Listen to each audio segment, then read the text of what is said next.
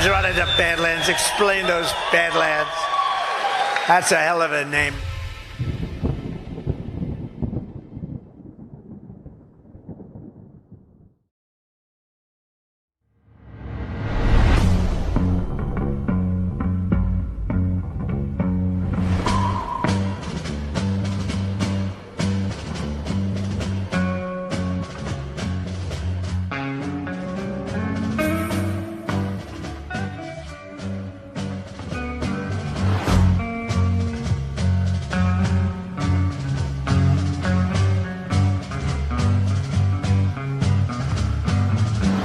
One pill makes you larger and one pill makes you small, and the ones that mother gives you don't do anything at all. Go ask Alice when she's 10 feet tall.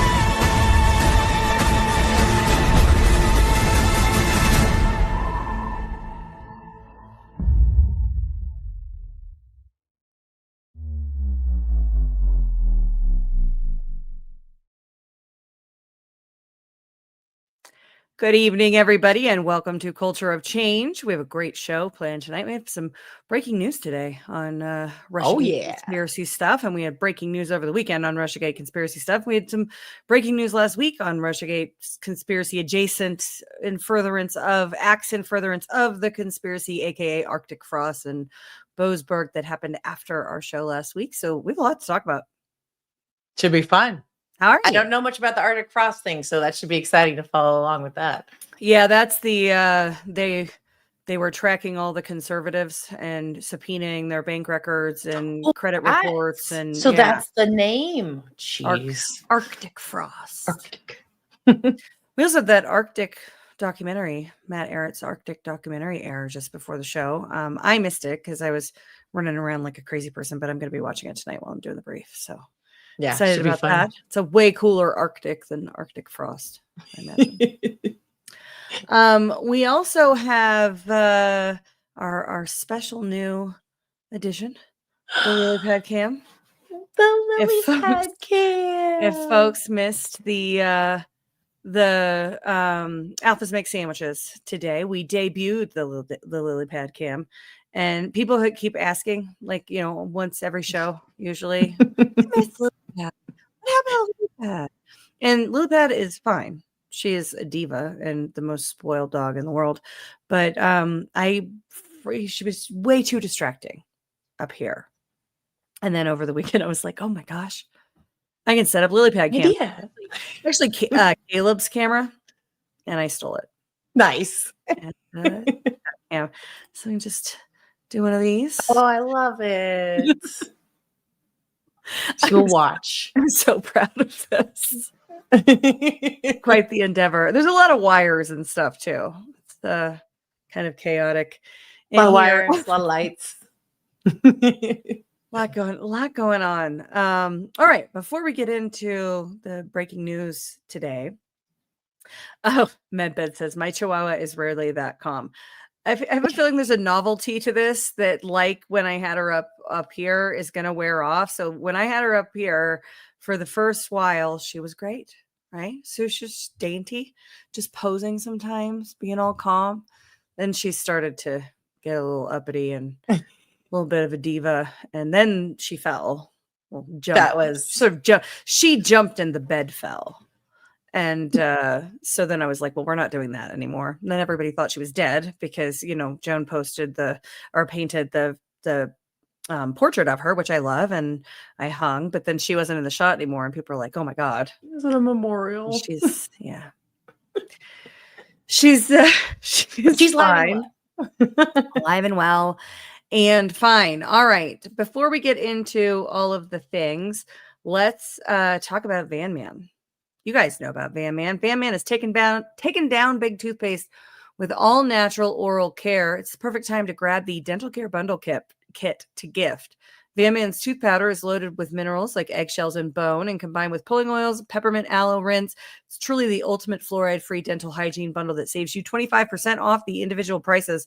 The van never stops. Introducing Van Man's new Pearl Eye Cream and Sweet Onion Shampoo. Head over to badlandsmedia.tv/VanMan to see what's new. badlandsmedia.tv/VanMan. And I love the tooth powder. My teeth have never felt as clean. It's like leaving the dentist clean using the Van Man tooth powder. It's excellent stuff. I am super curious about onion shampoo. So no, I heard that and I was like, sweet onion could be good. Ghost and I recorded the choice today for Thursday, and this ad is on our run sheet, and I just did like this whole squirrel on onion shampoo in the middle. So everybody has that to look forward to for Thursday. Well, we definitely got to check it out. All right, let's. And they have great products, so definitely check them out. Badlandsmedia.tv/VanMan. And Abby, you want to talk about Badlands Shop? Let's go. When your favorite Badlands show wraps up without a raid, visit Badlands website to explore our incredible sponsors. From products featured on the show to kickstarting your shopping list, the Badlands Shop has you covered. Every purchase you make is a powerful vote for the future you believe in. We make it easy to shop in America First, supporting Badlands creators and patriot small businesses that champion freedom. You're not just buying a product, you're fueling a movement with every dollar spent. Thank you for supporting businesses that support Badlands Media. Head over to badlandsmedia.tv and click shop from the menu, or go directly to badlandsmedia.tv/shop.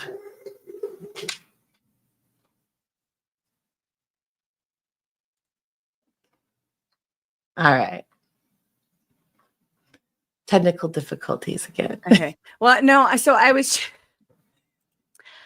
fixing her. I was trying to add a name and headline to her. Oh, adorable. Yeah. You can. But I had hit mute while you were reading while I was typing, and then I was still typing when it came back, which is why I went like this, because I couldn't get off mute. But yeah. All right. So let's get into it. Let's talk first. Let's play the John Solomon news that broke today. So everybody knows that Comey's been indicted. And we've talked on this show before, speculating about, is there going to be a superseding indictment? Is there more going on with James Comey's role in this whole thing than, just the leaks that he's being investigated for? And some bombshell information came out today. Let's play that video. Do you have it? If you don't have it, I can pull it up. Here, I'll pull them up here. Hold on. I have the video here. Oh, yeah. Is that me or you? That's you. All right, let's hear it. Perfect. All right, let's get down to some big bombshell news that just moved a couple of minutes ago over at justthenews.com. We've been following the story of James Comey. He's indicted for lying to Congress, saying he never authorized any of his staff to leak to the media. And late last week, as we told you, he played the victim card. I'm being maliciously prosecuted because Donald Trump hates me. Well, today, the Kash Patel FBI and the lead attorney prosecuting his case, Lindsay Halligan, well, they responded, and they responded with a lot of evidence. What did they respond with? James Comey's own emails and his own handwritten notes. And what do they show? They show that James Comey was clearly aware that his top aide was providing information anonymously to the news media. Not only was he aware of it, he wrote in a private email, "Good job, my friend," actually congratulating him when Dan Richman, one of his top lieutenants, told him what he had just done with the New York Times. Yes, just like the indictment said, the story was about Hillary Clinton's email, so it backs up the government's case that Comey was authorizing leaks to through his staff to reporters concerning a Hillary Clinton case, just like they argued. But they went a little bit further. It turns out that when Kash Patel found those burn bags in that secret room where a whole bunch of FBI evidence was sitting, they found something special. Some handwritten notes by James Comey. What do those handwritten notes show? He appeared to be aware in September 2016 that of the U.S. intelligence intercept that Hillary Clinton had approved a plan to hang a fake Russian shingle on Donald Trump's house, campaign house. Now, that's important because the handwritten notes don't match with James Comey's testimony. James Comey told Congress, that doesn't sound familiar. I don't think I ever knew about that. He wrote about it in his hand notes. And finally, one will ask, well, why would James Comey do this? What was the motive? Today's emails that were just released in the court filing give us one other answer. He wrote to Dan Richman, his lieutenant, that he fully expected soon to be working for President-elect Hillary Clinton. That's right from the emails. So he was waiting to work for Hillary Clinton, and he thought that Hillary Clinton would be grateful for the way he did things in handling her email case. Uh-oh. That wasn't what the victim card I think James Comey was planning to play. But all of that emails, all of those letters, all those court filings, even the handwritten notes, we just posted them at justthenews.com. You can go check them out today.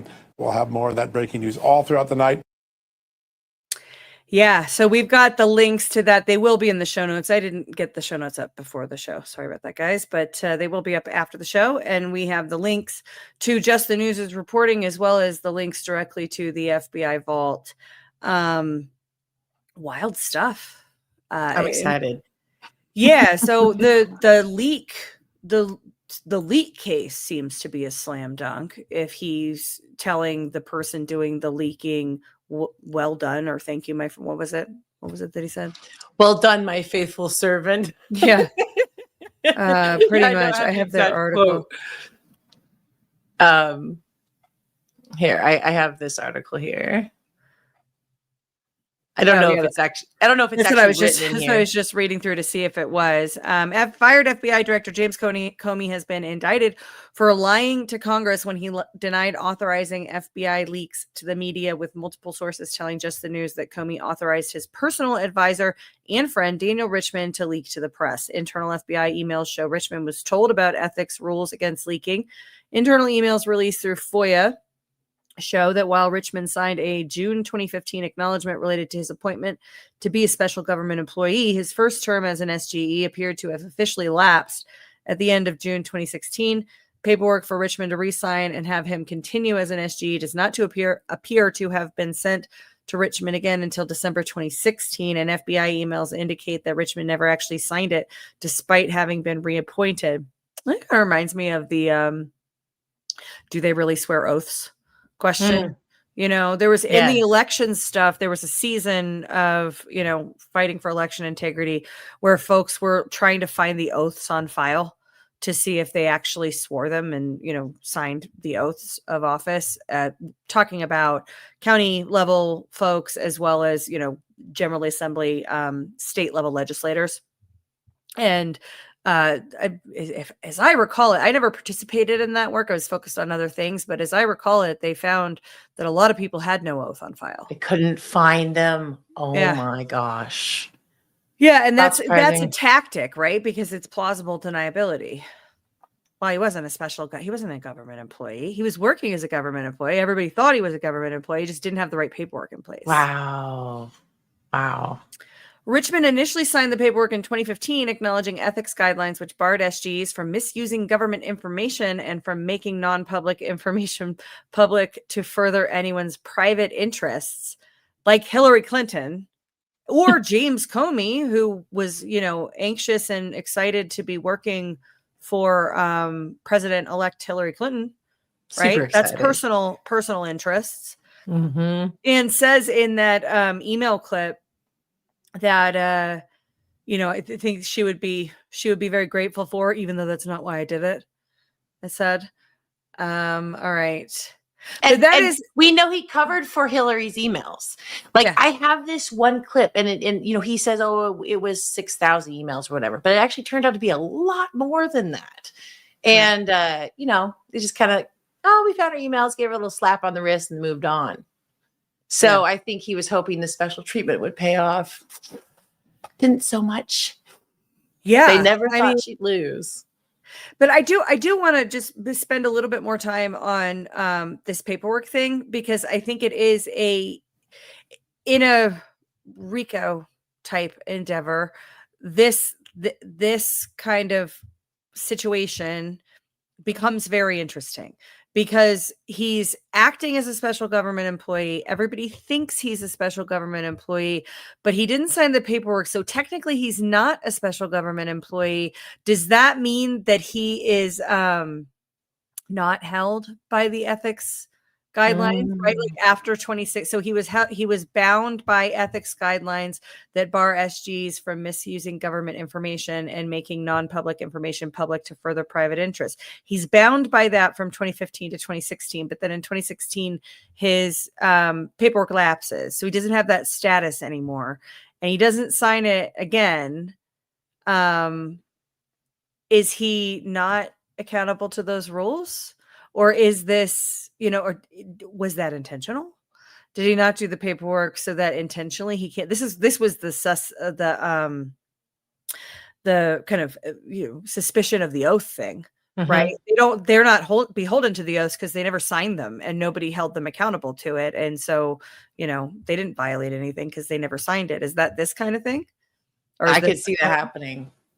100%, it's possible. Yeah. Oh, he's a law professor. That's exciting. Huh? God help the students.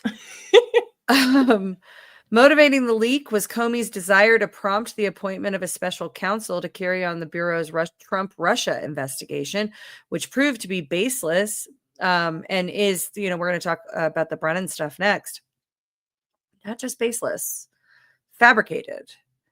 Baseless is like, oh, well, they, we thought, like, I said the case against me was baseless because they just made shit up, right? Like, they're going to they're sending armed agents to people's homes to intimidate them about their vote. And that wasn't, but we were walking to people's doors, right? And like there was activity that was occurring that they could say, they could at least say, oh, well, they're evil Trump supporters. So they're going to people's doors. They must be doing something intimidating.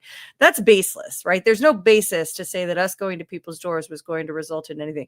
The Steele dossier was a fabrication. Mm-hmm. That's not baseless. It's fabricated. It's manifestly unjust that went as long as it did. And I think they all knew it. They all knew that it was fabricated. They did it anyway. They chose to put the country through it anyway. Go back to Russiagate. When that was going on in Trump's first term, and, first impeachment, second impeachment, all the things. The second impeachment was after Trump's first term. But the Russiagate thing in particular, Adam Schiff outside the witness doors, talking about the whistleblower, and we have to protect the whistleblower, their lives, and whistleblower is the most important whistleblower, and we shall not say his name. And if you say his name, then you will be in trouble. And all of that, they all knew it was bullshit. Yep. They knew it was bullshit, and they decided to put the country through it anyway. That to me is almost the worst part. And the cover-up is worse than the crime, and the cover-up is ongoing. I think the acts that they're doing, maybe not now. I don't know what kind of power they have, but the media's acts right now certainly could be considered acts in furtherance of the conspiracy, because it's still trying to undermine the people's president. But certainly then they knew, and they did it for the nicest thing to say is personal reasons. I think that's the nicest way we could say it. It's still a crime. It's treasonous. And I think, I still have questions about this room. I know. It sounds great. I'm glad they found unbelievable. Yeah, we found this room where it's like the magic suitcase. The FBI secret document room is the 9/11 magic suitcase. We have Comey's handwritten notes that we found in a closet that show that he knew that everybody was leaking and he was happy with it, and also he expected to work for Hillary and all sorts of other incriminating things. Like that's almost unbelievable. Yeah, I lean on the side of that. People in certain positions of power did have this information early on through other means. It could be Julian Assange. It could be, people within the government. But I think that they had it all. And I think that this is you could call it a show where the public needs to go along with it. And you can't just blast them with everything. It has to kind of be a nice, slow, gradual D-class. And I love that it's coming out. And the crazy thing, I think about Adam Schiff too. I know we'll go back to Comey, but I was trying to look back and remember he was like head of the House Oversight Intelligence Committee, House and he was Committee on Intelligence. That's what it was.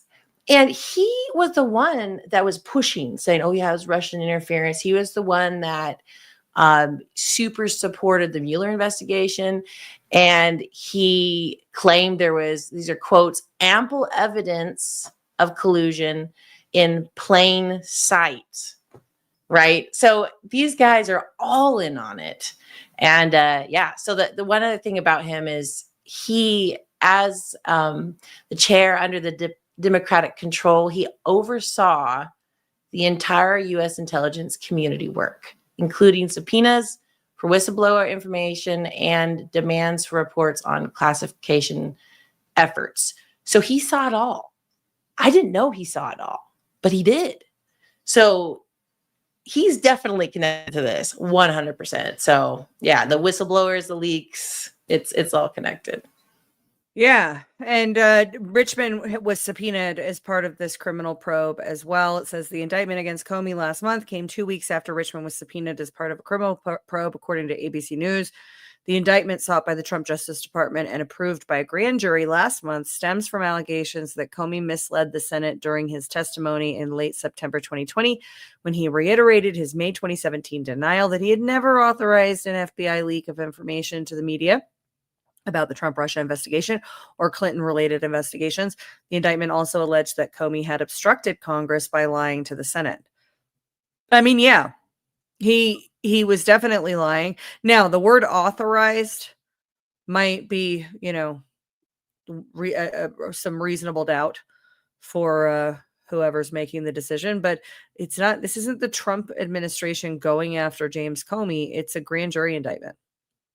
And when there were grand jury indictments against President Trump, including that crazy-eyed lady that went on all the TV shows and was like, "I'm so excited that we indicted Trump." It's like, this seems like a fair court.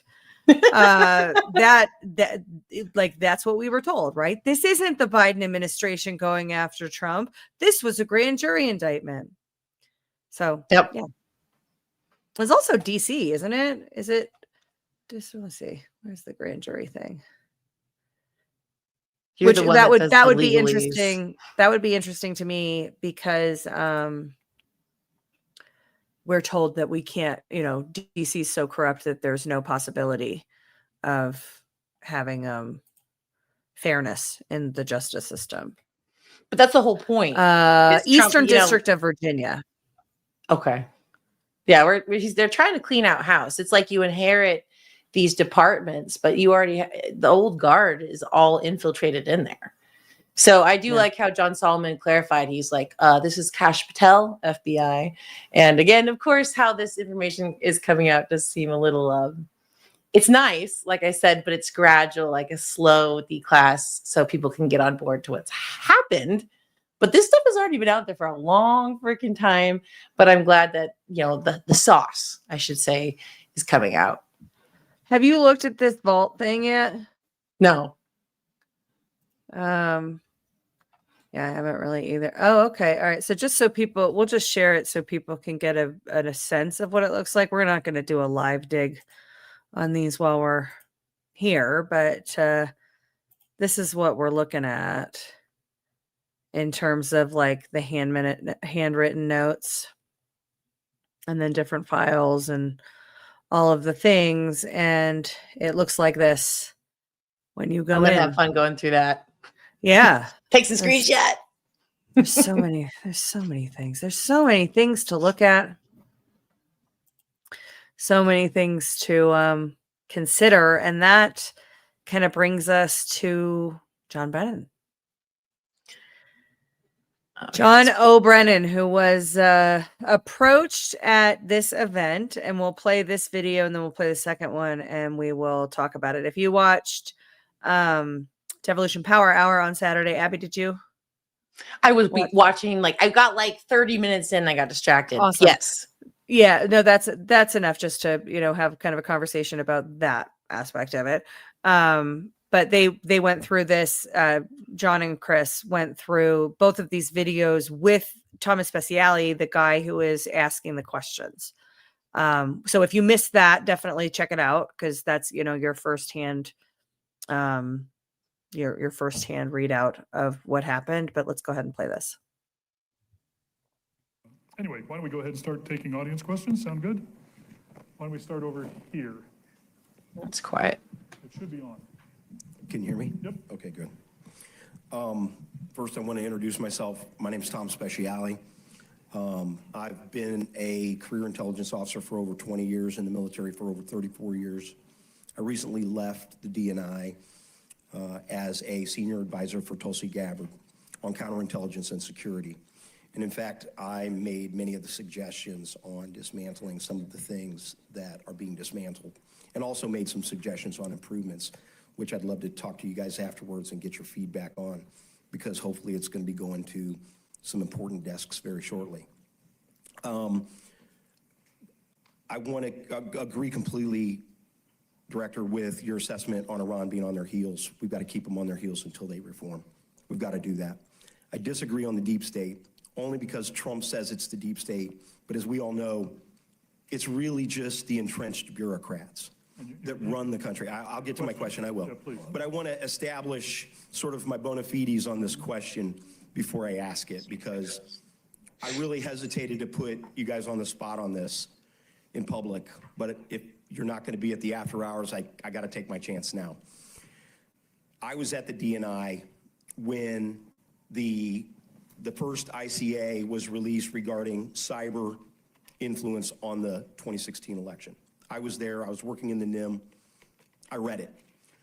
I also was involved in setting up the Principals Committee meeting that took place in December that resulted in President Obama directing a more fulsome, because I understand the difference between a cyber ICA and a total whole of government ICA intelligence collection on Russian involvement or influence in the election. And I noticed immediately in the ICA, the second ICA, because I had access to the classified ICA, that there were statements in that ICA that were not supported with the sourcing that was associated to the ICA, specifically that that Putin had directed the action, and that Putin had, that the Russians were actively trying to support President Trump instead of just sow chaos. Your question. My question. There was an email that went around from General Clapper to yourself and Hayden. I'm sorry, not Hayden. That's right. Yourself and Comey, etc., that basically said we all got to get on board with this, otherwise it isn't going to work, basically. And I think that email puts everybody in the crosshairs. I would like to hear what your justification was for supporting the dossier that was known to be false being used as source material in the second ICA. I don't know who put you up to this. Nobody put me up to this, sir. I'm here on my I don't know own. what role you played or who you are, but it's a bunch of bullshit that you just passed on. The emails are clear, sir. Bullshit. The emails are clear. Bullshit. The emails are clear. Wow. The second question No, I think we're going to go. is You can Next. talk about it. Talk about it in the reception. Russian disinformation. No, we didn't say No that. one Get did. your facts You straight. said it was likely Russian disinformation. No, we did not. We said Yes, it. you did. No. In that memo, Read it the says letter. that I'm you ignoring. signed. Okay. And I just like, I know I'm gonna get uninvited. Yeah. To the after hours. No, you're done. Come on, all right, we're gonna go over here. This is Let's disinformation. go over here for a question. This is Thank you very much, appreciate it. Over. Thank you very much. Appreciate it. Yeah, that was It's not great. He was definitely disinformation, squirming. it's malinformation. I want to just play this last part of it. This part is zoomed in more so you can see as the guy is as Thomas is talking, you can see John Brennan's facial expressions and body language better. So I'm just going to play this part again. Being used as source material in the second ICA. I don't know who put you up to this. Nobody put me up to this, sir. I'm I here don't on my know own. what role you played or who you are, but it's a bunch of bullshit that you just passed on. The emails are clear, sir. He's an angry man too. You can tell. A little bit before that, you can see him. He So, starts shifting and around. Yeah, here he starts shifting around in his seat, There and you can was- see there him was- start there was an email panicking. that Watch went his around breathing. From General Clapper to yourself Up. and Hayden. I'm sorry, not Hayden. That's right. Yourself and Comey, et cetera, that basically said we all got to get on board with this, otherwise it isn't going to work, basically. And I think Yeah, that breathing. email puts everybody in the crosshairs. I would like to hear what your justification was for supporting the dossier that was known to be false, being used as source material in the second ICA. See his breathing I pick don't up. know who put you up to this. Nobody put me up to this, sir. I'm I here don't on know my own. what role you played or who you are, but it's a bunch of bullshit that you just passed on. The emails are clear, sir. Bullshit. The emails are clear. Bullshit. The emails are clear. The second question No, Next. I think we're gonna. Next. is the, Look, Next. look. Look at that. You can, Next. look, we can talk about it. Talk about it. Oh in my recess. gosh. Yeah. No, we didn't say No, that. Get the didn't. facts straight. was likely Russian disinformation. No, we did not. We said it. No. Read the letter. I'm All right, we can stop at that one at that point because in the next video he goes into the Russian influence op versus Russian disinformation. So that is the Here, I'll pull it up you here. got it. Okay. So this is at the reception afterwards. And again, you can watch DPH from Saturday night for Thomas Speciale's take on, how all this went down. And I love that he ended up at this event because of an intelligence community LinkedIn message. Yes, that's right. It was like, John Brennan, hey, I see on LinkedIn, John Brennan's going to be speaking at this university. Come check it out, et cetera, et cetera. And that's how this guy went there and asked us questions. Why didn't you do memos? Why didn't you do memos on the Hunter Biden arrest? Why so? Because I think, and you misrepresented that. We never said it was disinformation. We said it was Russian influence operations. Which He is what they touching did. him with There's a that big finger. difference between influence operations. There's a big. No, you don't know that. Yes, you Comey don't knew. know. Comey knew. The literature said it had all the hallmarks. Oh my gosh. You see them defending their bullshit now? Listen. It said all the hallmarks of. We didn't say it was a Russian influence operation. We said it had all the hallmarks of a Russian influence operation. The problem with that is that the people in the intelligence community in the FBI knew it was Hunter Biden's laptop. And they put together that letter with the 51 former intelligence officials who, like, we were talking about with Richmond, they're outside the government now. They're private citizens. They're just offering their expertise, right? They're just weighing in, but there's they can't get in trouble for as government officials lying to the American people right before an election because they're not government officials. They're former government officials giving their opinions. So there's no harm here. And it was put together that way on purpose. There weren't 51 former intelligence officials that were, super concerned about all the Russian disinformation. They were the ones spreading the Russian disinformation. The narrative about Russia was disinformation meant to harm President Trump, and they did it on purpose. And I think they should be held accountable for it. I don't give a shit if they're former intelligence officials. First of all, I think most of us believe that there are no former intelligence officials, right? Like if you're tapped and called up and you're called up and tapped back in, then you're probably going back in, right? So there's that aspect of it. But also well, I can't say guarantee because I don't know for sure, but I would place a big wager that all of those 51 that they retained their security clearance at that point, I think they did. Yeah, making them government adjacent at best. They're handling classified information. They should be held accountable. That whole thing was bullshit. And we know it was bullshit because of the emails that have already been produced about these same co-conspirators going out and, recruiting the 51. Yep. And Trump also highlighted the fact that they were still receiving the intelligence because remember, he blocked their access. So specifically of the 51 intelligence agents. So the former, as you'd say. So I think that was also a way to bring it to light that, yeah, we're on these guys' trail. We know what they're up to. And I like how you pointed out they protect themselves with this legalese, the way it's worded, right? Always. So they can't get in trouble. And it's like, everybody freaking knows what you did. Like, so yeah. At the institution level, that is 100% how the world works, though. There are no public statements that are not poured over. You get outsiders, and in the startup world, a lot people will be fast and loose with their words. But at the enterprise business level, at the government level, especially in defense, anything national security related, the public statements are poured over and the words are chosen very carefully for exactly that reason. Mm-hmm. So that when it comes down to it, we can say, hey, listen, we never said it was a Russian influence operation. We said it had all the classic earmarks of a Russian influence operation. We never said it was disinformation. You knew it was true. You knew it was Hunter Biden's laptop. And instead you told everybody right before an election that it was Russia's fault. Yep. And fake and Russian. Yep. And they worked hand in glove with the media to just repeat it over and over and over and over again. So people just, believed it was true that Trump was working with the Russians. Oh my gosh. And meanwhile, there's no evidence. It's wild. That's propaganda for you. Not just no evidence, fabricated evidence. Yeah. Steele dossier was fabricated, and it was fabricated to hurt Trump, and nobody's been held accountable for it. And that Sussman or Kleinsmith or any of those people don't count. Those are low-level patsies.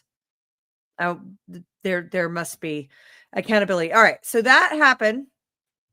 And can we talk about the finger? Like, there is like, how you're married.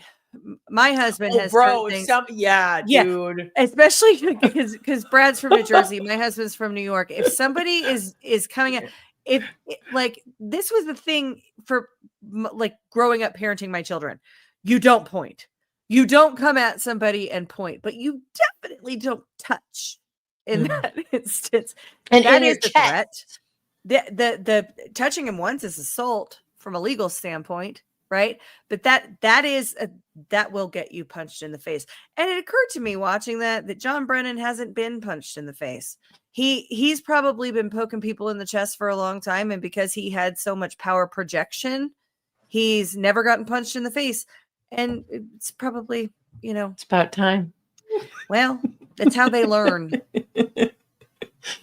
I agree. Oh, all right. So then Scavino entered the chat. Oh, yes. This, I think, Saturday? Yeah, so it was the same post that we just went through. And then, so Dan reposts it. And then he says, Brennan knew what was going on. He is a traitor. TikTok. And that just kind of led me, all of you guys that follow Q posts, there's multiple TikTok Q posts. But this one, again, when I was saying about Adam Schiff, remember Adam Schiff, he is also connected in all of this. And it says, blunt and direct time, Adam Schiff is a traitor to our country. Leaker, national security, evil. TikTok, hope the 7.8 million was worth it. Enjoy the show. So, and like I said, there's another one here. I won't read the whole thing, but Q post 541 that says, what 19 people are currently meeting in a safe room, heavily guarded? Did everyone leave their cell phones, all other electronic devices in room 239? So this is really alluding to, it's kind of like a skiff, right? Well, wasn't that the time that so that's, what was it, January of 2018? No. Yes, January. Yeah, these are two separate posts. Well, when was the first Q post? Oof. Now you put me on the spot. 'Cause I thought that was was it October of 2017? I thought it was October of 2018. Let's see right here. It was October Of 2017. 28th, Okay, so that's how- 2017. So, Mhm. January of 2018 was I think when they were doing that whole whistleblower Eric Charamella thing. Oh, wow. And so what 19 people are currently meeting in a safe room heavily guarded, I would think maybe ties to that. Let me fact check myself on the Eric Charamella thing. I love that you know this stuff. That's I was epic. glued to the TV on that one. I was all the way back in to the news by that point. I watched every second of that impeachment. Eric Charamella closed door hearings. Adam Schiff, man. That guy really needs. Oh no, I it was know. 2019. That was 2019, so that timing does not fit.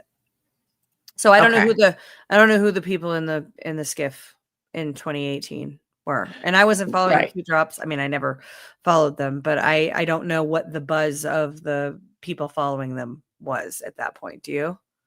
Well, yeah. So basically, Adam Schiff, like I said, he was the one that was behind, just pushing this narrative that Trump and the Russians and Putin really wanted him to win. And as we know, and it's interesting with this whole indictment that Comey's going through, he was the one that was also covering for Hillary, right? Because of these email things. So it's actually written that they had to make this big distraction. So they did the Russian collusion.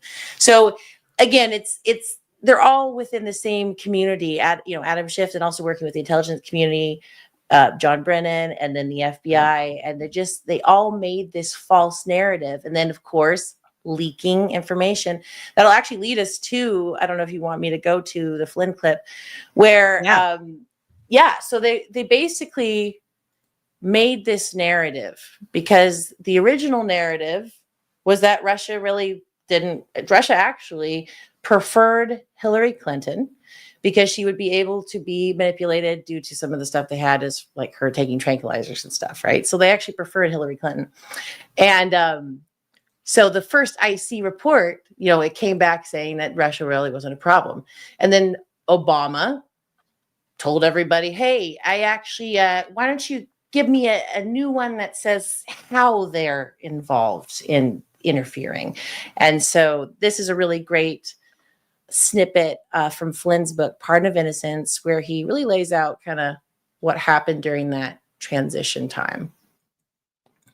I set up a meeting with members of the intelligence community, or IC. It was a briefing that the Obama administration wanted to make sure the IC leadership could provide to the incoming team on some important issues. I set the meeting up with Clapper, whom I'd known for some time. He called me and said, hey, Obama asked us to come brief an intelligence community assessment to the incoming president and key members of his national security team. And I said, well, let's set it up in Trump Tower. I told him that we'd have a room set aside and asked when he could let us know who would attend. Our team consisted of President-elect Trump, Mike Pompeo, Reince Priebus, staffers, and me. It was a very small group. They gave us a classified briefing. The essence of the briefing had to do with Russian interference in our elections.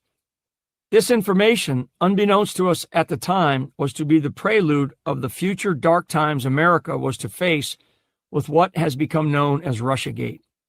During the intelligence briefing, I was curious about the confidence level of this information. Others in the room from the Trump team had little knowledge, if any, of the concept of confidence levels that the IC assigns to ICAs. Given an ICA of this magnitude and importance, I felt it was necessary to ask Admiral Mike Rogers specifically about his confidence.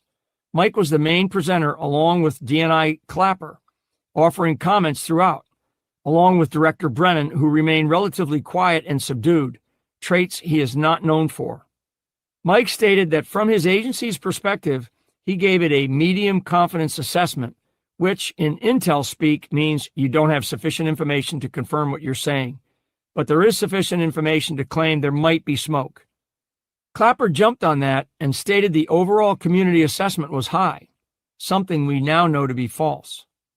I said to Mike, explain to President-elect Trump what the confidence level is that you have in this area. We use low confidence, medium confidence, and high confidence to describe the confidence we have in the sources and methods used to collect a given piece of intelligence. Then I asked him, what's your confidence? He said he wasn't at a high confidence level. Mike is a good friend of mine and a very honest guy. He was honest about how he felt. He said, I'm about medium. And that's what went into the record. The NSA was the one agency that bucked Brennan, Clapper, and Comey's bogus assessment about the Russians' role in the 2016 election. Did Moscow try to interfere in our election? Sure, just like they had even before the Cold War. That's Moscow being Moscow. But the ICA made it seem like the Russian president had wanted Trump to win, when we now know the opposite is true. The Russians saw Hillary Clinton as offering far greater continuity. So Rogers bucking the fake consensus was a big deal.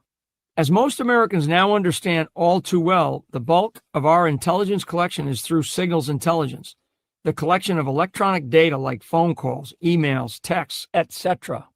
When Rogers said the NSA only had medium confidence, that meant the NSA had no rock-solid signals intelligence to prove the case that Brennan, Clapper, and Comey were determined to make. Trump took it all in like he normally does with information. He listened and he appreciated it. I saw the briefing like a lot of other intelligence briefings that I sat through that have been vastly more threatening than what I just heard. When Rogers said he had medium confidence in the Russia interference assessment, I decided not to pay much attention to it. It was much less important than the fact that Russia was breathing down the neck of our allies in Europe. Another big worry was that over in North Korea, Kim Jong-un, little rocket man, was firing off missiles. Plus, we were still at war in Afghanistan and Iraq. We were coming into a really rough environment to take over the presidency and under the leadership of a man who wasn't a politician. Trump had a great grasp of foreign policy and what was happening. He hated the idea that we were in these endless wars, and it was a top priority to figure out how to get out of them. So there were real challenges ahead. That's what was on my mind. As far as the Russian interference stuff went, we looked at it like, okay, got it. Nobody believed this was a major threat to our peace and prosperity. It was just another thing on our to-do list as we got ready to go into the White House. When the meeting was about to break up, Comey said, "Can I take 5 extra minutes with you?" Everyone left the room but Trump and Comey. It was Comey briefing the president-elect alone on something we were told was too sensitive for anyone else. Trump obliged.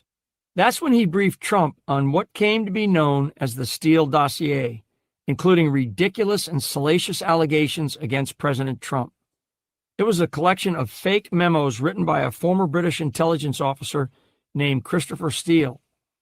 As we would later find out, it was paid for by the Hillary Clinton campaign.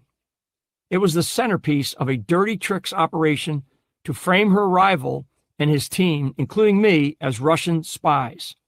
The real shock was that the FBI had used the dossier as evidence to spy on us in the Trump team, first during the campaign, then during the transition, and even when we came to the White House. Comey had directed the espionage campaign against us, and the entire time Obama, as we later discovered, knew everything his intelligence chiefs were doing. But we didn't find any of that out until much later. By then, it was too late to put an end to the madness Obama and his cohorts unleashed on me, on President Trump, and worse, on the American people. Comey briefed Trump only on the famous and fake story about the Russian hookers peeing on a bed. That's what the Russians had on Trump, according to Comey. After the meeting between Trump and Comey, I met with Trump up in his Trump Tower office, and he told me how ridiculous he thought Comey's story was. He was unmoved by the entire presentation, and after all the hoopla, it was back down to business to complete the transition and get into the White House to get the country back on track. That was always Trump's focus. It was a surreal moment. Trump was in an interesting mood because of what he had just been told. He couldn't believe it. He knew it was all garbage. We all did. What we didn't know was that Comey had been in the White House the day before, where Obama, Biden, and their deputies conspired to brief the president-elect on what they all knew was a lie. Boom. It's all the same co-conspirators. It is. It's Maddening, always the same right? ones. It is maddening. It comes down to the same co-conspirators at all of these overt acts. Every overt act that we get to, and you could go to 2016, but all of these people are also involved in 9/11. Just FYI. Yeah. But we'll start at 2016. Sure. That's the start of the conspiracy. Sure. Lots of overt acts. Everything Russiagate, everything Ukraine phone call, fake impeachment, Stormy Daniels, that whole thing. And it's not, these were headlines in a lot of ways, but they're not just headlines. They're investigations and special counsels and hearings and taxpayer resources at every single level. They were being used for political weapons. And that's abuse of power at best, abuse of power. This is happening still. And I think it's kind of crazy that this guy keeps doing this. But the attorney general here in Colorado, a guy named Phil Weiser, he is campaigning on all the times that he is suing the Trump administration. So he put out he's campaigning for governor. Nice. He's termed out as attorney general.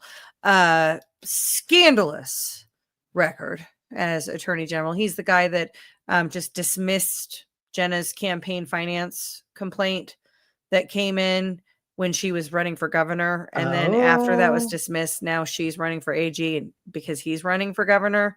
Like, there's a lot of things that seem real weird. And maybe it's all up on the up and up. And maybe Jenna Griswold was just like a whoopsie and we messed up in our thing. And, it's no big deal. No reasonable prosecutor would bring charges. So we just ignore it. But it looks weird. And in positions of public trust, the perception of impropriety, it can be just as bad as actual impropriety because it's about public trust. And so he is campaigning on Friday or Saturday. He put out his campaign accomplishments for October. And one of them is just filed our 41st lawsuit against the Trump administration. But there's a reason I'm bringing this up, right? This is campaign accomplishments. Suing the Trump administration 41 times is something he's doing as attorney general. So it's his statutory authority and the taxpayers' money, right? The state of Colorado's resources that he is touting as a campaign accomplishment, because it is, I think he's being very honest there. He's using the power of his office to run for higher office so that he can get more power to abuse. Right. But that's that level of weaponization is the status quo. And the reason I point to AG Weiser is that he doesn't seem to have gotten the message yet, the memo that weaponization of government, the people's orientation towards abusing your power for personal gain has changed. It has shifted. Also, the federal government isn't tolerating it. And there is an investigation of weaponization into Colorado already, but he's still operating in the old way. And these guys were operating in the old way. The headline was all that mattered. The leaks were okay because we had to stop Trump. The, little bendings of the rules, et cetera, here and there, that's it's fine because the ends justifies the means. And we have to stop Trump because, he's a threat to democracy or whatever. And that's where we are. So the question is, like, will there be accountability for it? Will there or as I suspect, and I hope not, but as I suspect, the governing class has a different set of rules and nobody is above the law except the lawmaker. What do you think? 100%. I do believe there will be accountability. Like I've said a lot of times, I'm not a black pillar, but the way I see it, if nobody gets held accountable for crimes we can truly see, prove, declassified, written notes, then we don't have a country anymore because we're held accountable for the smallest things. I'll go to jail. But then you have people that, we just, frame this whole thing on a man that was running for presidency so we could eventually try to entrap him and jail him for 250 years. Like, that's insane.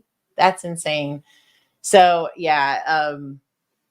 I do believe that there will be accountability. I believe that people will be held accountable, but As far as when, I don't know. I've been waiting, and I'm still waiting patiently and trusting in Trump's choice as Cash and everybody else, Tulsi Gabbard, to do their job. So we'll see. Yeah, I mean, I'm waiting. I don't know how patiently I'm waiting, but I am waiting. When I'm shows, I'm like very positive, but like behind the scenes, I'm like, son of a bitch, when are they gonna get to I am optimistic about it because I don't believe from a change management standpoint, from a hitting their future outcomes, getting the outcome that they desire. I don't believe that they would spend so much time revealing the crimes to us if there wasn't going to be something done about it, because that has the potential to lead to violence and civil fracture. If they show us, we spend the first 2 years of the second half of the Trump administration going through in grave detail, right down to the Comey emails and, the people that were in the room with John Brennan telling their stories and all of these things. We get all of these details about the level of corruption and what they did, right? We're not just talking about, headlines lying to the American people. They appointed Supreme Court justice. They, if all of these things since 2016, late 2015, into 2016, if all of these things are from then till now, all of these things are acts in furtherance of the grand conspiracy to subvert the Trump presidency, to undermine the will of the people, which arguably some of them are still doing today, right? Especially at the state level. Phil Weiser, 41 times we're just going to sue, and we're going to sue, and we're going to sue some more. Doesn't matter if it impacts people of Colorado. Doesn't matter at all. We're just going to keep suing, because then, that's going to create this appearance of battle and drain everybody's resources. Still acts in furtherance of the conspiracy. Can you tie him as a co-conspirator to those other guys? Probably not. Do you need to? Do we have, satellite Ricos? I don't know. It'll be interesting to see it play out. But if that's the case, and we spend as much time as we've spent going through the level of criminality, the level of corruption, the many, many, many, many lies that have been told. Remember, Tina Peters out here in Colorado is in prison for 9 years for one lie told to 3 people. And then you have these people who just lie all the time. What we're talking about today, the breaking news today, is Comey lied to Congress. Of course we knew Comey lied to Congress, but now it's like in his emails. And again, that's weird, right? The magic suitcase closet. Right. I don't know. Like I said, I like it. I'm going along the lines that this is the way to reverse the programming. For example, you're saying the guy that's running on, I'm suing Trump again. That's just based on this narrative of we hate Trump, which is false. Right. It was all based on false lies by fake news and the deep state. So I don't know, man. It's we need time to reverse the damage. As Yuri Bezmenov says, as far as demoralization, it takes the same amount of time to reverse it. So maybe that's what's happening here. It's like a little re-education for people. Yeah. Yeah. Well, I mean, I hope so. I'm fine with it. I'm here for it. as long as ultimately there's justice phase. Yes. And that's the thing, is that I think it's a real bad form to show us all the crime, and then those people get to keep all of the wealth and resources that they have amassed. They get to, keep walking around. They get to keep walking around, breathing free air after the levels of treason that we're talking about. That's that can't happen. Yeah. Unacceptable. Justice must be served. Yeah, absolutely. So this is one of the topics at GART this week. We have a DEF CON. I didn't pull in the thing. DEF CON. There's a DEF CON Q. The DEF CON 0 is the show, Tuesday night show, right? So you have Alpha and Josh joined by Zach and Cam talking about all things Gate, Russia spy, FISA, treason gate, all of it, from kind of a DEF CON 0 standpoint, which I think is going to be cool. It's a lot of really great GART panels lined up this week. If you are on the fence about whether or not you want to get a virtual ticket, or even if you're in the area, come join us in person. The schedule of panels and all of their descriptions is out now, so you can check that out. Do you have it? Awesome. Let's see. I don't know if I can make it bigger. I think that's what we got. Oh, there we go. A little bit. Ow. Yeah, so we have great conversations that we're going to be having. I'll just read the titles of them. Trump 2.0, the world since November 5th, 2024. I know everybody's like, today is November 3rd. Somebody was saying in the chat like 11/3 from the Q. I feel like we do this every year with the 11/3. However, it is very seriously the 5-year anniversary of the stolen election. And November 3rd was a day that changed the world. It's in my history update today as well, because it's a date that will never leave my brain, because it's a day that changed certainly the trajectory of my life. I was gainfully employed in corporate America on the day of the stolen election. And look how far you've come. I know. So much freer. And other benefits too. So DEF CON, a critical examination of Treasongate. As I mentioned, that is Josh, Alpha, Cam, and Zach. The first one, the Trump 2.0, kind of a year in review. That one is John, CanCon, JB, and Cam. And we have what happens after the plan.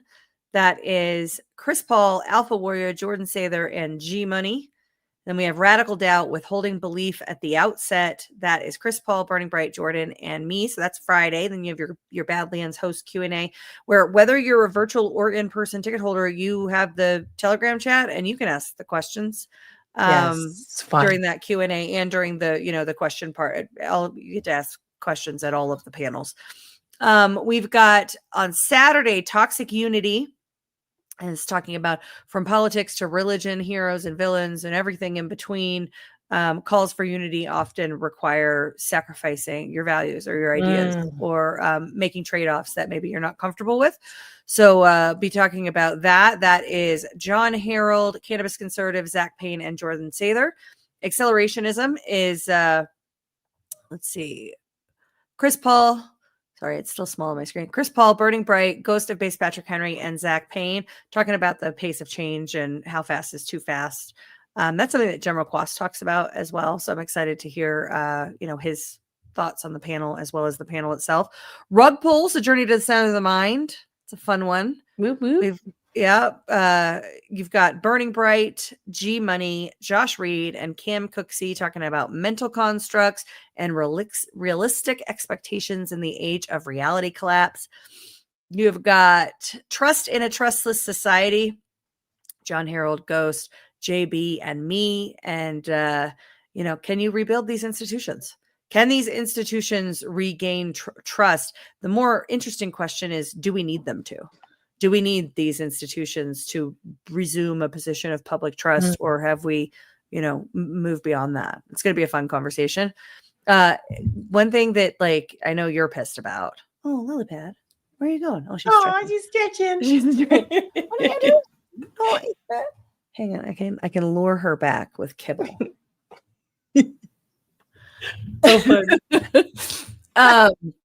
So one thing that is very cool is that you will notice on Saturday night at the pool deck, there is karaoke actually on the schedule. Woo! No. I'm super pumped about that. And then you've got your Devolution Power Hour live. Finally, Sunday morning, what is 1776 with G Money, Alpha, Ghost, and CanCon. We'll be talking about the mindset of 1776 and does that mindset still remain? What does it look like now? All those kinds of things. And then finally, inventing the future. What kind of future are we building together? It's going to be a good conversation. Would you chill out? See, this is the diva thing. Now imagine her hair where I think she's going to fall off and I can't accomplish anything in that situation. But yeah, we've got Inventing the Future as the final panel. It's going to be a lot of fun. Everybody should should get a virtual ticket and jump in the chat. The Telegram chat is popping off. People are starting to travel in and all sorts of fun things. Good times. I'm missing out on all the fun. Yeah, I'll definitely be watching though and I know. popping in the chat. I told you and I told the alphas today, we're going to FaceTime Abby and I'm going to put her in my name tag and just walk around with Abby on my chest. Virtual Abby. That'll be so great. Yeah, well, virtual Abby. And Brad. Virtual Brad can pop in. Yeah, here and I'll there as grab well. All right. So just as to get off the GART topic, and then we'll talk about Arctic frost. Let's hear from Alpha. Here on the sun-kissed shores of Cocoa Beach, where the ocean meets the horizon, the Great American Restoration Tour continues on November 6th through the 9th, 2025. Badlands Media gathers patriots like you, not just to talk, but to rebuild. From truth-telling panels to unbreakable bonds, we're restoring the soul of our nation, one conversation at a time. This is the heart of the Space Coast, where the rockets defy gravity and dreams touch the stars. Feel the thunder of innovation that powers America forward. Together, we're not just healing the past, we're blasting off into a brighter tomorrow, a future where truth prevails, families thrive, and America leads once more. Join us in Cocoa Beach. Get your seat or your virtual stream pass now at badlandsmedia.tv/events. Launch is imminent, and you don't want to miss this liftoff.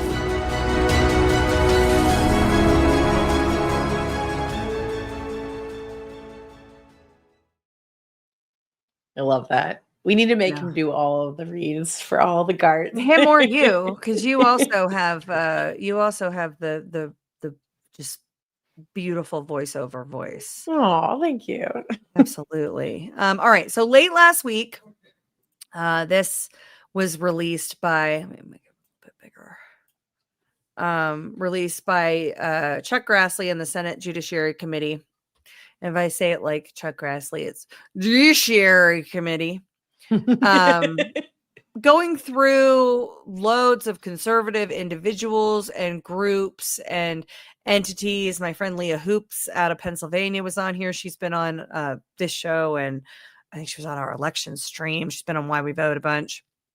But these were, 2022 mostly subpoenas from the Biden DOJ going after the bank records, the credit reporting history, all manner of just huge privacy violations for conservative groups. And, there's outrage. People are super pissed about it. The legislators are especially super pissed. So I want to play this one.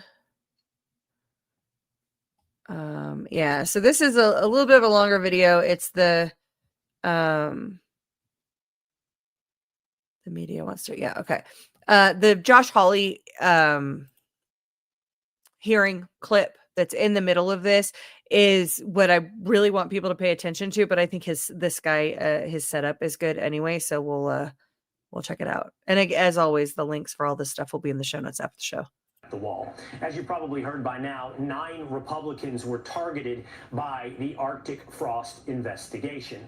Those Republicans include Senator Josh Hawley, Senator Tommy Tuberville, and Senator Bill Hagerty of Tennessee.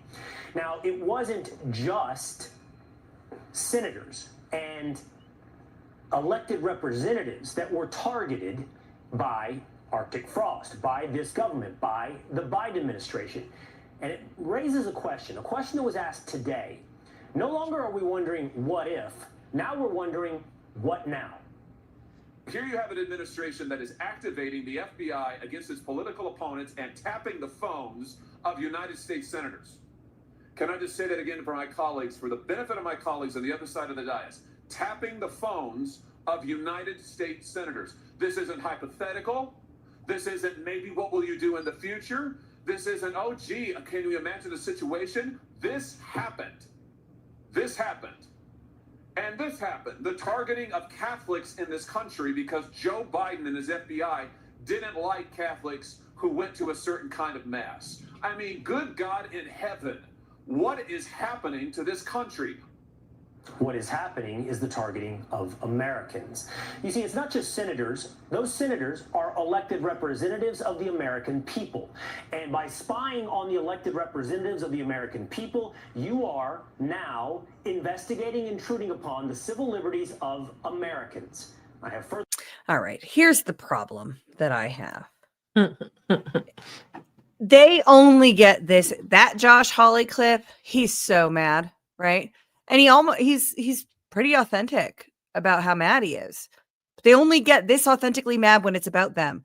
You're tapping the phone lines of U.S. senators, and then this she left, so we're gonna pull her down. The anchor guy trying to cover. Listen, this is why they're so angry, because by spying on senators, they're spying on you. No, actually, they spy on us all the time, and senators don't give a shit. They only care this much, this authentically when it's about themselves. It's that the same thing that we saw with Anna Paulina Luna and the breastfeeding thing, right? We ended the JFK hearing so that she could go down and filibuster with Brittany Pedersen about the proxy voting for new moms to breastfeed in the House of Representatives. After, pumping that JFK thing for a long time, but that had to be abruptly ended because they had to vote on breastfeeding for the representatives. And we saw them outraged. We saw them reach across the aisle and work with each other. We saw Tim Burchett get all hot and bothered under the collar about Anna Paulina Luna. And he was all of a sudden on the bipartisan team focused on proxy voting for breastfeeding mothers. What? When do we ever see them get this angry when they violate the civil liberties of the American people? They don't. They don't. Because here's the thing. They vote for it. They pass the legislation. They do the National Defense Authorization Act, however often they do it. It seems like they're always reauthorizing it or adding to it. At least once a year, they're reauthorizing that. That includes FISA. That includes the widespread surveillance across 17 intelligence agencies that is used against American people all the time. They never outraged about it. So I'm super outraged that my friend Leah Hoops had the government weaponized against her in this way, but I haven't heard any of the senators talk about Leah Hoops getting her civil liberties violated. That's not a thing we're talking about. They're talking about themselves. So they're always talking about themselves. Well, and that's the thing is, you're right. It's not. I mean, it's kind of like after a while you get desensitized, and I know we shouldn't. And that was something that was kind of brought up early on in the Q post, was like, you need to get upset. You need to get angry. They're violating your Fourth Amendment right, which protects against unlawful seizure and all this stuff. But that also includes your privacy and getting information on you. And like, we as Americans have just been like, oh, well, this is the way Google and, and the CIA, and it's all right. But it's not all right. We have to do it, Abby, because Yeah. if we don't authorize widespread surveillance of the American people, then a terrorist might hurt us or 9/11, something. right. Yeah. Legit. I mean, how are we going to stop all the terrorists at the CIA if we don't allow the CIA to surveil all of us? Yep. Yeah. It's a real head scratcher. And that's, I do want this all to be brought to the front. Like, my dream would be for all these criminals and all these people to be prosecuted and tried and go to jail, whatever. But then we just refocus on our constitutional rights and bringing back our liberties and bringing back the things that protect us against the government. And again, that it's equal. So it's not just these senators getting ticked off. Oh, they were getting my phone records. Bro, we're getting like literally raped every day. Just when we're going online, our phones are always recording our voice. They're taking our audio. They're tracking our eyes, where they go, so they can do targeting ads. Like, it's gone. We don't have that right to privacy. And so again, if you really want to solve the problem, it goes back to education. We need to learn what are what are the 10 amendments that protect us? What are our rights as a human on this planet? And, do you believe in it? And so, but yeah, it's silly. It's I enraging. want Congress to represent us, but again, they don't. Alaska is never represented ever. No, It's not like I don't care. It's just like I'm at the point where it's like I don't know what I can do because they rig the elections here. So they rig elections everywhere, and that's Yeah. important to understand. They make such a big deal that we have decentralized state-run elections, right? Mm. It's Trump can't do that. States have authority over elections. Sure, okay. There are national associations, national executive branch entities, the EAC, CISA, some of these things are NGOs that are, government adjacent and whatnot, but that's the plausible deniability of the operation. It's technology enabled, right? HAVA, the Help America Vote Act of 2002, gave birth to the technology enabled elections industry, which is absolutely a technology enabled elections industry. It's a private industry that people are getting very wealthy off of. Massive government contracts. Their customer base are state and local governments, but they're private companies. And the global glue are the professional associations and the NGOs that tie it all together. The only people that we can really hold accountable in that ecosystem are government, but the government is kind of out of their hands because they're not technologists. So they need subject matter experts. And so the subject matter experts come in from these other, entities, whether it's the professional associations of, National Association of Secretaries of State, Colorado County Clerks Association, Unless Fridays Why We Vote. We had Jessica Palema on there, and she was talking about her South Dakota Professional Association. It's in every state, and the election infrastructure Special Advisory Council, I think, EISAC, Information Security Advisory Council, maybe. Those guys tie all these things together, right? So you have these change champion groups at all of the levels. You have it at the county level for the clerks, and you have it at the county level for the commissioners, and then you have it at the state level. And all these states are communicating and connecting and collaborating and sharing information through that, and then connected across at national. And these entities are given some authorities, right? They're the point of escalation. Chris Krebs of CISA was the guy that came out and said safest and most secure election in history.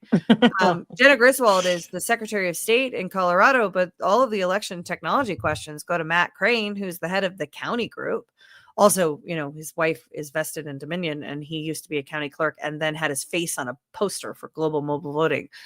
It is a very murky industry. It's a small club, and it hasn't had any oversight. They say, oh, well, we have this great collaborative public-private partner thing going on, but at the end of the day, nobody can be held accountable because there's plausible deniability at every level. Yep. And then, like how you just pointed out, they all kind of know each other one way or another, so they can cover each other's backs. Yeah. It's just horrible, man. Yeah. Clean it all out. Got it all out. Just a reminder, this show is for entertainment purposes only. Matt Crane and David Becker, who are watching and probably fuming. All right. So we have about 10 minutes left. The Arctic frost, so that list came out of all of the people. We saw, Josh Hawley's pissed. Oh my gosh, senators are being surveilled. We should all be pissed because, this is it's a violation of civil liberties on every single level. It's done in the name of political ideology. They've just declared that the political ideology of America First is dangerous. And so if America First is dangerous, then anybody that believes in America First is dangerous and, a terrorist. So we got to keep tabs on them. We got to track them when they're going to their Catholic churches or their school board meetings, right? We have to make sure that we know what they're doing. And some of this they bought a at Bible. A state level. Yeah. They had a Bible delivered, put them on the list. This came out in Tina Peters' trial at a micro level, right at the state level. The in Tina Peters' trial, the investigators talked about being involved. I'm trying to think, was it Tina Peters' trial or was it in the Liberty? So there was Tina Peters' trial, and then there was the Libertarian Party of Colorado sued Jenna about her breach of the BIOS passwords. And at one of those two things, the witness testimony of one of the investigators was that he, during that period of time, 2020 into 2021, when election denialism was at its most dangerous, during the period where the election could potentially have been righted, that was when we were the most dangerous and not allowed to talk about things. He talked about being, monitoring all of the Telegram groups. Oh yeah, no, I had an alt account and I was in there monitoring all of these different things. And he's a U.S. government employee out, in the groups looking for something to prosecute. Wow. Yeah. And that I think that happened all over, right? I think that's how that was at that time. Unbelievably unlawful, violates all manner of, none of it. We weren't dangerous.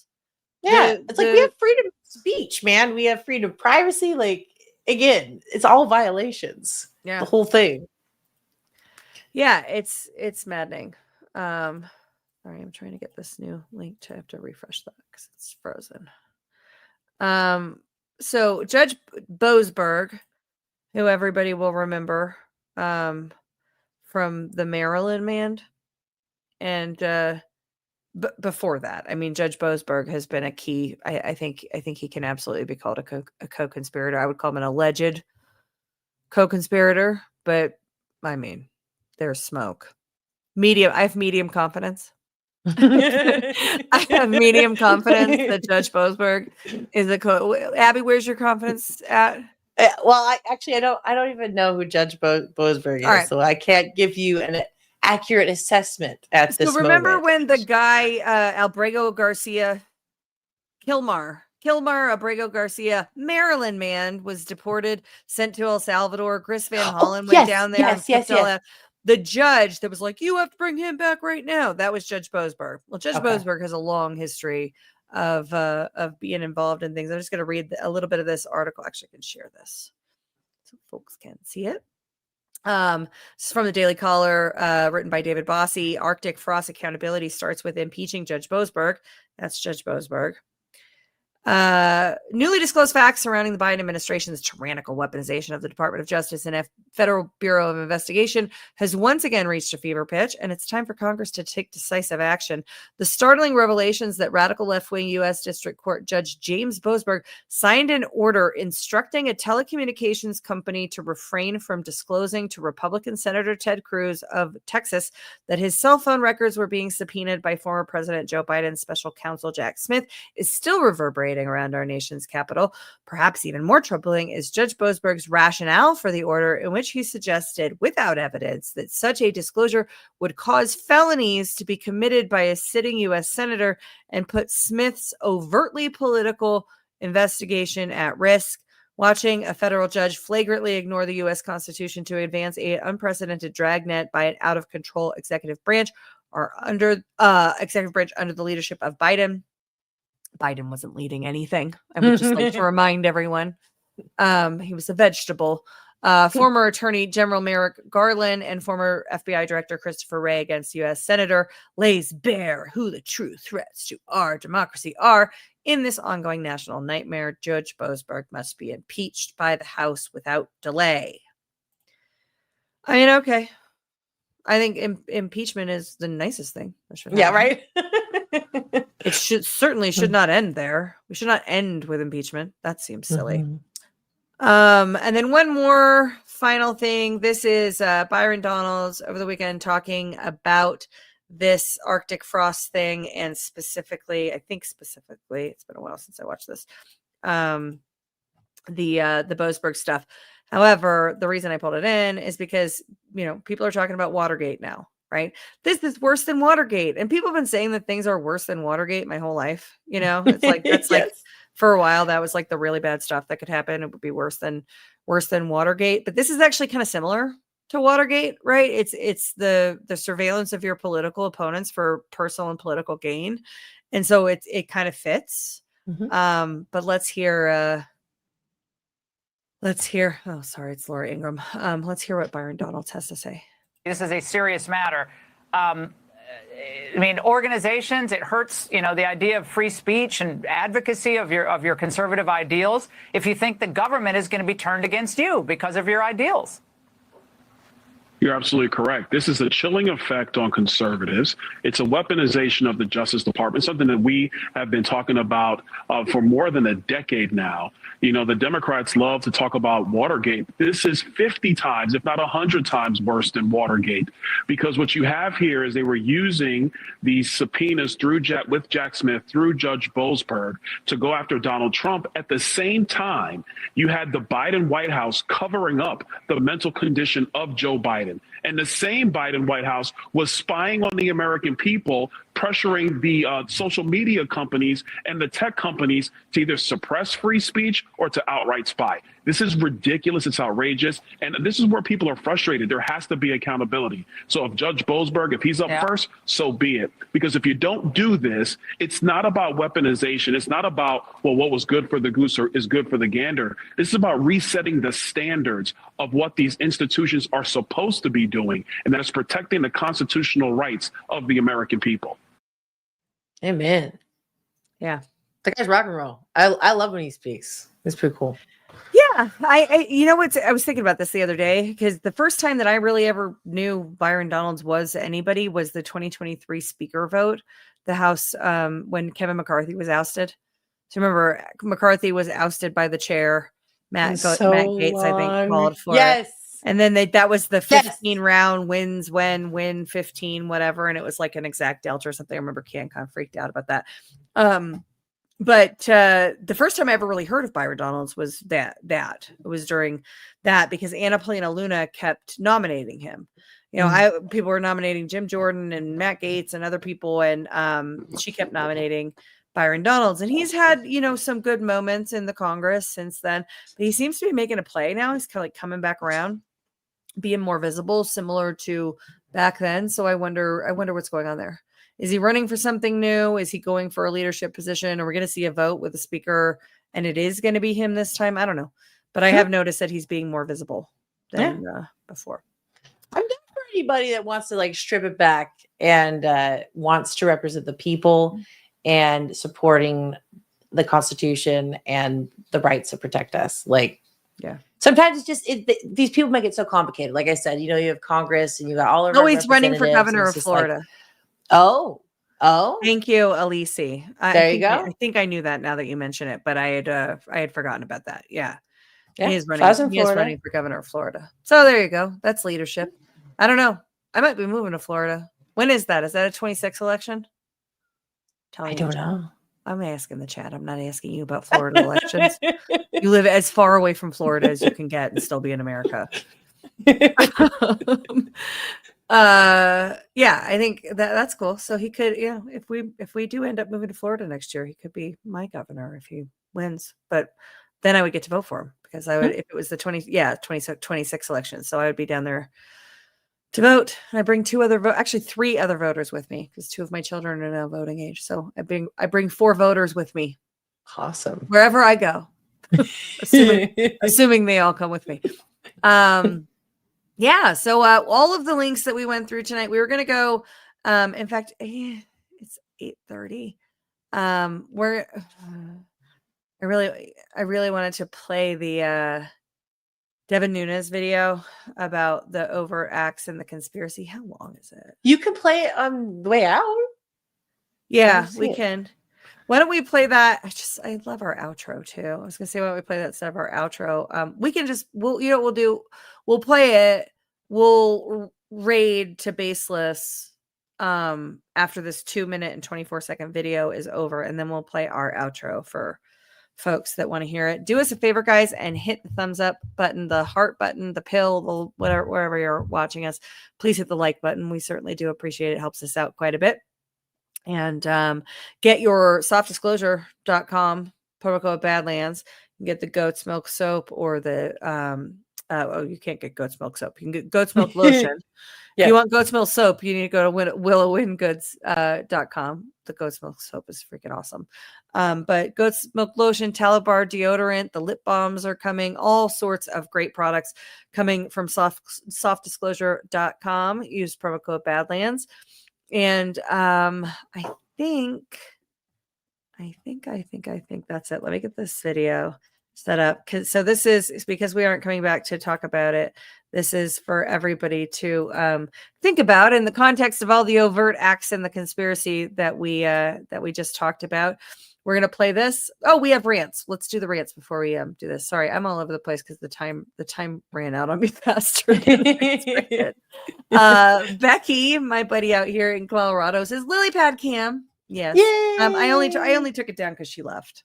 My husband came in here to get something and she ran out with him. So it's just an empty monster face right now. T Patriot 1776. Great show, ladies. Big election here in New Jersey tomorrow. Pray for us. If Cheryl wins, she will be Murphy 2.0. Ugh. I feel you, girl. I'm sorry for you. I feel that through the screen. We have a big vote on funding for free school lunches. So they had funding for free school lunches, but then all the migrants and transgender surgeries and stuff, so they ran out of money or something. So now they want everybody to pay more for free school lunches. Nobody would vote to pay for the trans surgeries or the migrants, right? Everybody would be like, hell no. So they make us vote on funding to feed children, right, so that they can pay for the other stuff. Boom, diggity. Love you, ladies. Can't wait for GART karaoke. Wish I was going to be there in person. That's $100 Rumble rant. We appreciate you so much. Thank you. Well, you should be able to see the karaoke on the live stream. I'm hoping. It seems like it's actually in the thing. On the schedule. Yeah. So it should be really fun. So I'll be watching as well. Yeah. And we are hoping to, well, I am hoping, and I know that several of my buddies are also pushing for a GART in Georgia. ATL maybe, Savannah maybe. We'll see what happens. But it was great to see you in Deadwood, and thank you so much for the rant. $50. We the people want justice. Ladies, my son, who is 16, asked me what I think about ranked choice voting. I know it's bad, but why? Can you point me in a direction that will give facts about why it is not a good idea? And I don't know if you saw, but I responded to you in the chat on this, sent you a link to my friend Phil Izon's Twitter account. It's at 907honest is his Twitter account, and then he has website and a whole bunch of stuff. He is the kind of authority on battling ranked choice voting because he's done it in a number of states. Ranked choice voting requires the use of machines. It is entirely unauditable by the people, and it takes the choice out of the hands of the people. So what they've seen happen in Alaska, and Abby, you can talk about this, is that you end up in the ranked choice process several times. They've ended up with the least popular candidate winning. Yep. Almost as hard to decide. Yeah. What was her name that was running? Shabaka. I can't remember her first name, but so basically with the ranked choice voting, let's say you have 3 candidates, so you'll be like, oh, well, I'm going to vote for these ones first, and then they go, okay, but if those didn't win, who would you vote for second? Okay, I guess I'll vote for this one. Okay, if they didn't win, who would you vote for third? Okay, so once they get all of these answers, then they add those all together, if this is the way I understand it, as a mass, which is totally wrong. Completely screwed up. So, and it requires a bullshit. Computer. You are required to rely upon source code and algorithms and all of that to get it done. It's a terrible idea. I just put Phil's link to his X handle where you can find all of his other resources for combating ranked choice voting. Put that back in the chat again. It's on X 907 honest. And then finally, Artsy Jones, and thank you so much. We the people want justice for your generous rant. We appreciate you. And tell your son to watch Why We Vote. Because we talk about that kind of stuff all the time. And then Artsy Jones says, thanks for another great show. And Lily Pad on screen. God bless. Thank you. And God bless you. We appreciate you guys so much. One more time, please smash the thumb. We're going to play the Nunes video and then our super cool outro, but we will raid you guys over to Baseless now because we're really late. And I think their intro's over. Remember, guys, that change happens one conversation at a time. So be brave and speak the truth. We will see you guys next time. Devin Nunes. Devin, you just mentioned Robert Mueller. Is that where we're going to see accountability? Are we not going to see any accountability from the likes of McCabe, Strzok, and what about Comey? Well, Dan and Kash are part of the cleanup crew now. So because you had the initial criminality, you had the Clinton campaign doing what they did. Then you have Obama that basically lights the fuse. Well, then you had Mueller, who basically came in and covered it all up. So I think when you go in and start to look at that, remember, like everybody's paying attention to Biden, and recently these Her tapes were released, and everybody knew. Now they act like they knew that Biden, was essentially out of it.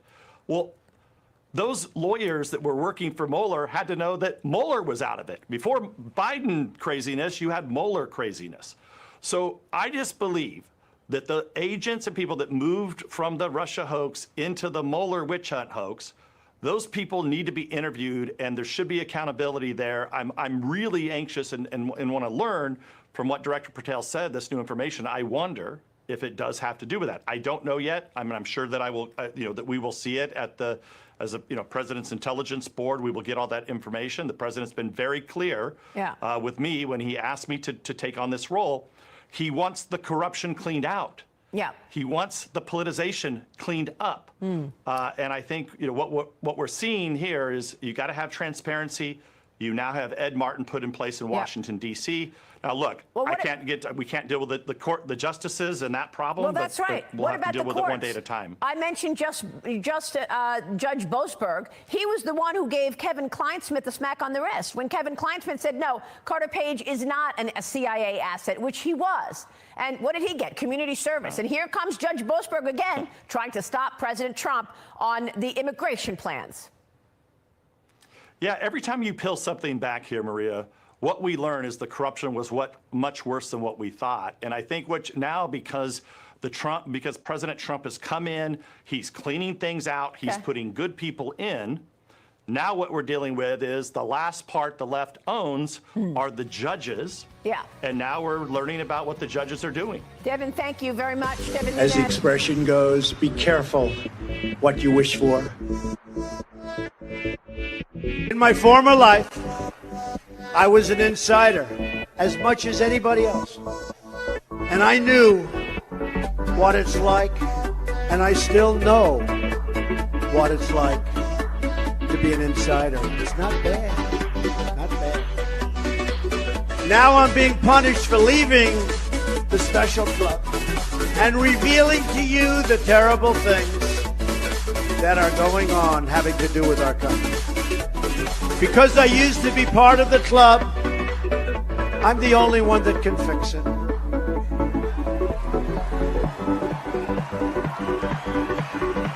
I'm doing this for the people and for the movement, and we will take back this country for you, and we will make America great again.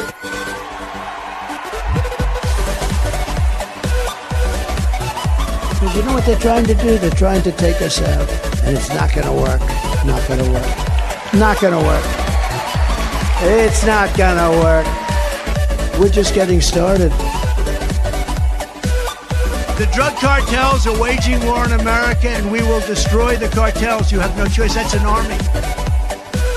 And I'll use Title 42 to end the child trafficking crisis by returning all trafficked children to their families in their home countries immediately. Never forget, our enemies want to take away my freedom, because I will never let them take away your freedom. I won't. They want to silence me, because I will never let them silence you. And in the end, they are not after me, they're after you. I'm just standing in their way. I always will. And I will fully protect and uphold our great and very important under siege Second Amendment. We will protect. We will protect innocent life, and we will restore free speech, and I will secure our elections. We will secure our elections. If we don't, we are a country in trouble. Our goal will be one day voting with paper ballots and voter ID. Very simple. On day one, I will sign a new executive order to cut federal funding for any school at all, pushing critical race theory, transgender insanity, and other inappropriate racial, sexual, or political content onto the lives of our children. And I will not give 1 penny to any school that has a vaccine mandate or a mask mandate.